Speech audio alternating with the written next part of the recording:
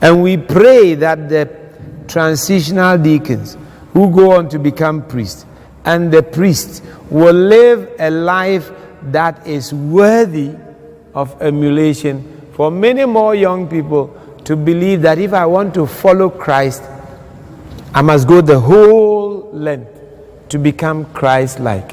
I must be ready to give up even the beauty of marriage in order to become a priest. So you see, talking about permanent diaconate, I've gone into a little bit about celibacy, celibate chastity, what it demands of us. So it's up to the bishops' conference.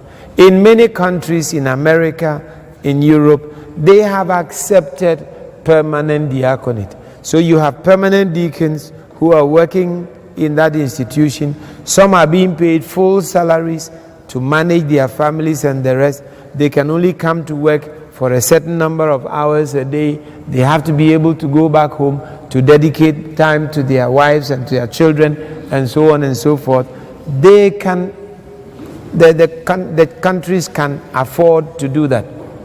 There are other places where people become permanent deacons, but they must be ready to sacrifice. They cannot take the full salary because the church cannot cope with it. Very often, you cannot post them anywhere because you need to post them where the wife, the children would have the benefit of school, hospital, medical care, social. So it's a very cumbersome thing.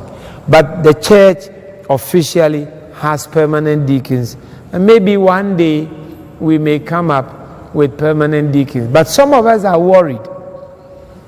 We are worried in the sense that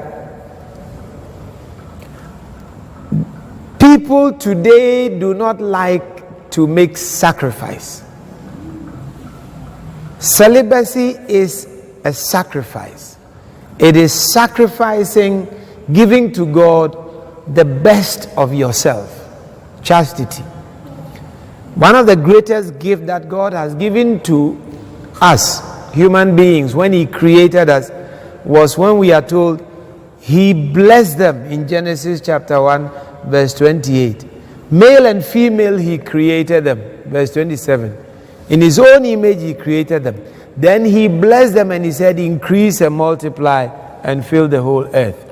So from that time on, God gave man the gift of marriage, through which man can procreate. That means to work with God in favor of creation. Through which man and woman can educate, because God is the educator, can form, can, develop the people to become more human. It's a great gift. So marriage is a wonderful gift. And marriage requires a lot of commitment.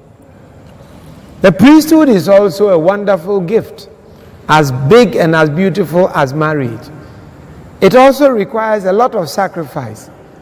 And so sometimes we are tempted to say, it will be very difficult to handle the two,